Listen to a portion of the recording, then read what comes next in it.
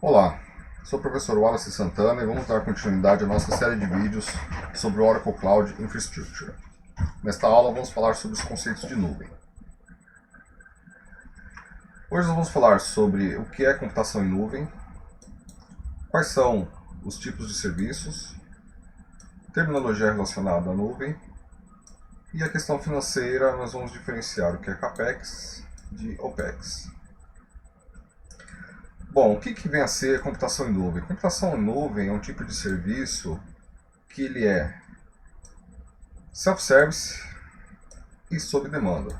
Isso quer dizer que o cliente ele usa os serviços de nuvem para provisionar capacidades de computação, de rede e de armazenamento sem a necessidade de interação humana ou a necessidade de que o provedor de serviços faça alguma intervenção.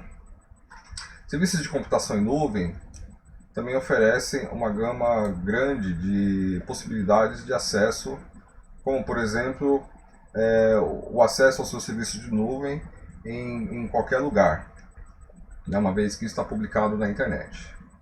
Serviços de nuvem também fazem o que nós chamamos de agrupamento de recursos, ou seja, eles provêem recursos para os clientes de forma que esses recursos podem ser compartilhados. Um serviço de nuvem também oferece rápida elasticidade. O que significa isso? Que as capacidades de armazenamento e de computação podem ser provisionadas e desprovisionadas rapidamente, de acordo com a demanda do cliente. E por último, os serviços podem ser medidos e monitorados. Então o serviço de nuvem ele oferece mecanismos para que o cliente possa monitorar, controlar e emitir relatórios sobre todos os recursos que estão sendo utilizados. Os tipos de serviço que podem ser oferecidos são esses três aqui: infraestrutura como serviço, plataforma como serviços e software como serviço. E para poder entender esses modelos, nós fazemos a comparação com o modelo tradicional de TI, onde o cliente provisiona toda a pilha de recursos para poder entregar suas aplicações. Então, desde os aspectos de rede, equipamentos de armazenamento, servidores, camadas de virtualização, sistemas operacionais, as camadas de software necessárias para poder rodar as aplicações, os dados e a aplicação no final que vai atender o cliente ou os usuários. Quando essa TI tradicional é transferida para a nuvem, existem três modelos que o cliente pode contratar na nuvem. O primeiro modelo é o de infraestrutura. Nesse modelo, todas as camadas subjacentes de infraestrutura como rede, armazenamento, servidores e camada de virtualização é ofertada pelo provedor de nuvem, pelo provedor de serviço. Então o cliente não tem nenhuma gerência sobre essas camadas aqui. Qual vai ser a responsabilidade do cliente no modelo de infraestrutura como serviço? É instalar o sistema operacional, as camadas de software necessárias para rodar a aplicação, popular com seus dados e, por final, disponibilizar a aplicação para ser usada pelo usuário.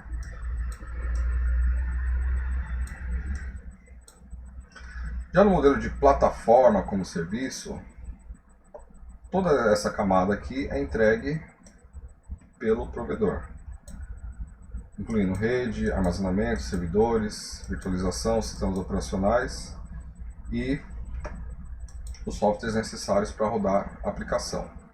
Um exemplo clássico de plataforma como serviço são os bancos são os softwares de banco de dados, onde o cliente não tem nenhuma responsabilidade em instalar e configurar o banco de dados, apenas de popular com as informações e conectar as aplicações nela para poder servir aos usuários. Já no modelo de software como serviço, toda a pilha, todas as camadas são oferecidas pelo provedor de nuvem. Qual é a responsabilidade do cliente? Apenas de fazer, de configurar a aplicação e disponibilizar ela para os usuários. Um exemplo clássico aqui são os serviços de e-mail. Então, quando o cliente configura o serviço de e-mail para uso dos seus usuários, ele não precisou instalar, configurar nenhum software aqui, não precisou instalar nada. O serviço lá já está pronto, ele apenas configurou as contas de usuário e conectou os usuários a essa aplicação. Um outro tema importante quando nós falamos de serviço de nuvem é no que diz respeito à alta disponibilidade. O que é um serviço de alta disponibilidade? É um serviço que vai ficar a maior parte do tempo disponível para que o usuário possa acessar a aplicação e se utilizar desses serviços. Esse tipo de aplicação, esse tipo de modelo de alta disponibilidade, ele prevê hardware redundante e software redundante. E ele é projetado para evitar pontos de falha único. E quando as falhas ocorrem, existe um processo chamado failover que desvia, como aqui na figura, que desvia o tráfego ou o processamento de um nó onde os usuários estavam usando para um outro nó. Então, nesse exemplo aqui, o que nós temos? Nós temos o usuário que via internet acessa uma aplicação. Essa aplicação ela possui um balanceador de carga que ora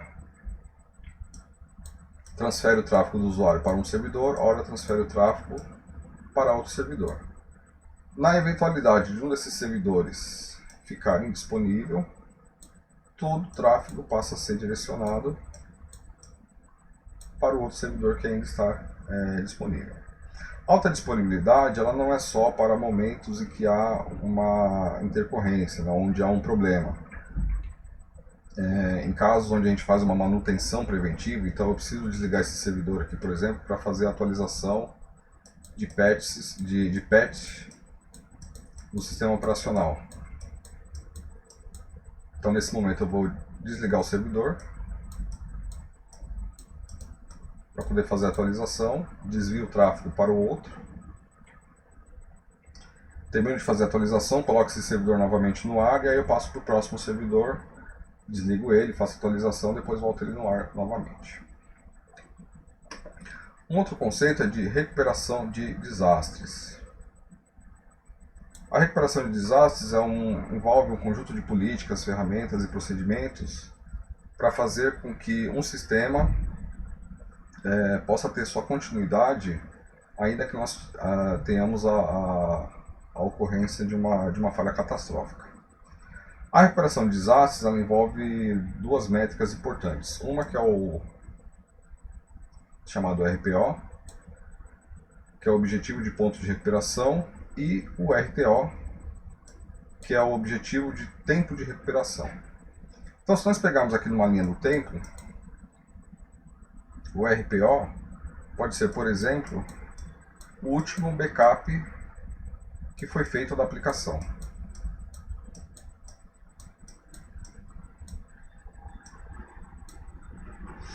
Então, o tempo transcorrido do último backup até o desastre propriamente dito, nós temos a perda das transações, ou seja, todos os dados gerados nesse intervalo eles são perdidos.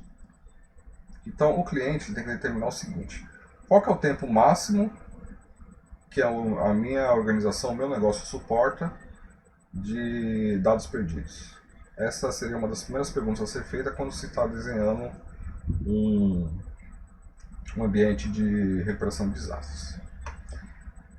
Por outro lado, o RTO é o tempo necessário para fazer com que o sistema volte ao seu estado normal. A gente pode imaginar aqui que poderia ser, por exemplo, qual que é o tempo necessário para se fazer um restore do último backup. E aí seria a segunda pergunta, Quanto tempo o seu negócio suporta de espera para poder voltar ao ar, né, para poder voltar a funcionar. Então essas são duas métricas importantes quando se projeta sistemas de recuperação de desastres. Alguns termos importantes, né, quando nós falamos de computação em nuvem, é tolerância à falha,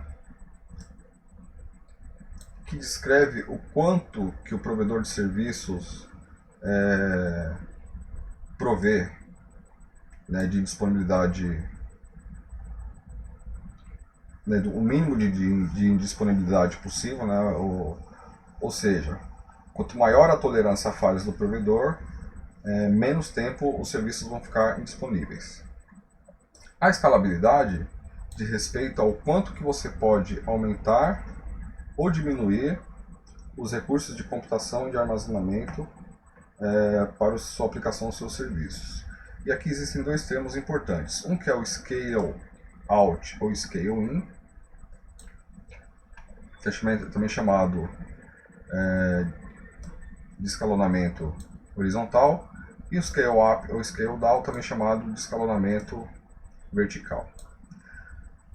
No escalonamento vertical, a gente imagina o seguinte: nós temos uma máquina, um servidor, uma máquina virtual, com uma quantidade de CPU e uma quantidade de memória.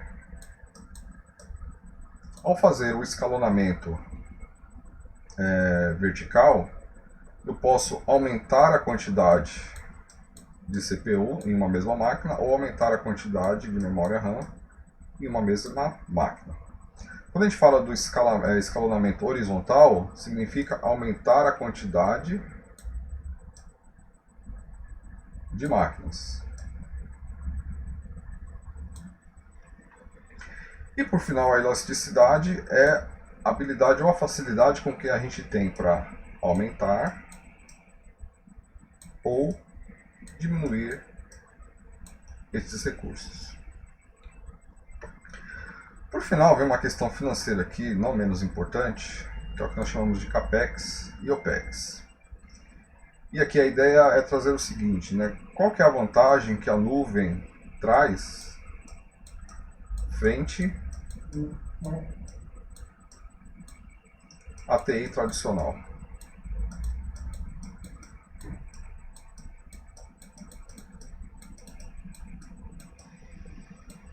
Então, na TI tradicional, o que nós temos geralmente é o CAPEX, ou despesas de capital, né, na tradução para o português.